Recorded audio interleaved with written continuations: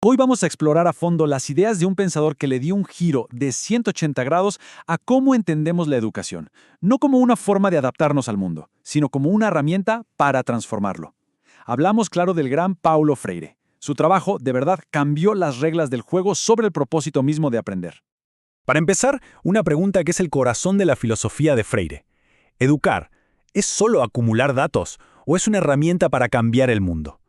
Pensemos por un momento qué pasaría si cada aula, cada lección, no fuera un fin en sí misma, sino el punto de partida para una transformación social profunda. Bueno, esa es la idea que va a guiar todo nuestro recorrido.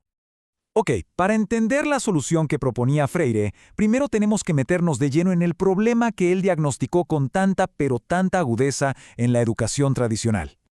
Freire usó una metáfora que es potentísima: la educación bancaria. En este modelo, el conocimiento funciona como si fuera dinero. El maestro, que es quien lo posee, lo deposita en la mente de los estudiantes. Y los estudiantes son vistos como si fueran vasijas o cuentas de ahorro vacías que simplemente hay que llenar. Entonces, el punto clave es este contraste.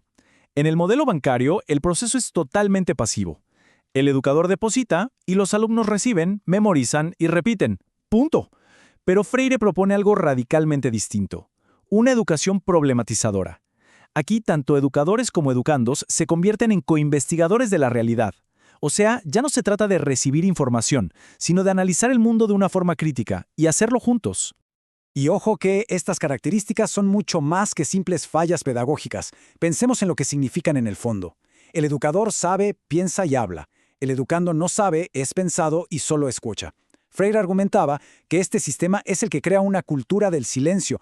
¿Por qué? Porque anula la capacidad creativa y el pensamiento crítico, y termina condicionando a los estudiantes a aceptar el mundo tal como es, en lugar de cuestionarlo y, sobre todo, de sentirse capaces de transformarlo.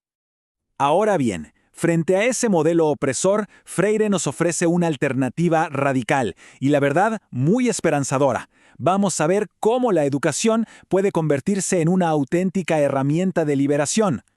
La meta de su pedagogía se puede resumir en esta palabra portuguesa: concientización. Y no se trata solo de tomar conciencia de forma pasiva, como quien lee una noticia. No. Es un proceso súper dinámico, un despertar. Es aprender a leer no solo la palabra escrita, sino el mundo. Es llegar a entender las estructuras sociales, políticas y económicas que moldean nuestra vida y, fundamentalmente, reconocer el poder que tenemos para cambiarlas. Y esto lo ilustra a la perfección. Para Freire, la concientización no es un ejercicio puramente intelectual, para nada. Ocurre a través de la praxis, que es este ciclo continuo donde la acción sobre el mundo nos lleva a reflexionar críticamente, y esa reflexión, a su vez, inspira una nueva acción, pero ahora una acción más consciente, más transformadora. Es, en pocas palabras, aprender haciendo y rehaciendo. Esta cita captura la esencia de todo su pensamiento. Nombrar el mundo no es solo ponerle etiquetas a las cosas, es interpretarlo, es entenderlo, y a través de ese entendimiento ganar el poder de transformarlo.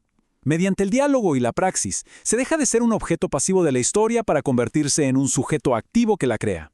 Pero bueno, ¿cómo se ve todo esto en el mundo real? ¿Funciona?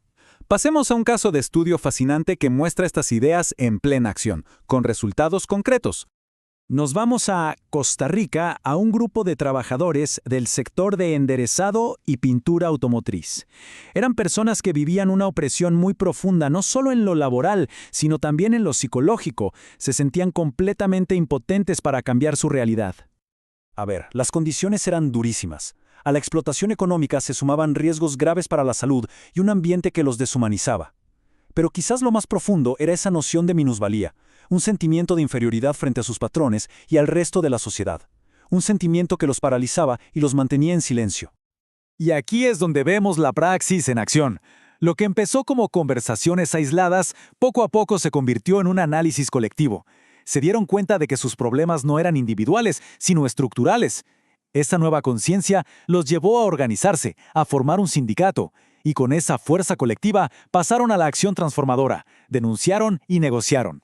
Entonces, el punto crucial es este. Al romper esa cultura del silencio y unirse para nombrar su realidad, para, como decía Freire, pronunciar su propia palabra, dejaron de ser objetos pasivos de la opresión.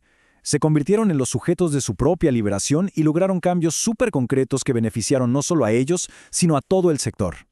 La historia de esos trabajadores no es un caso aislado, para nada. Las ideas de Freire siguen más vigentes que nunca. Veamos un poco cómo su legado sigue inspirando cambios hoy en día, en pleno siglo XXI. Su legado está vivísimo. Desde movimientos sociales que luchan por la justicia hasta proyectos de inclusión digital que buscan que no seamos solo consumidores pasivos de tecnología, sino también creadores. Su influencia está reformando la manera en que se forman maestros que buscan aulas más democráticas. Impulsa iniciativas de desarrollo local que empoderan a las comunidades. Incluso fomenta el diálogo entre generaciones. La pedagogía de Freire sigue siendo una herramienta viva para la emancipación. Y para ir cerrando nuestro análisis, es momento de apuntar esa lente crítica de Freire hacia nosotros mismos, hacia nuestro entorno.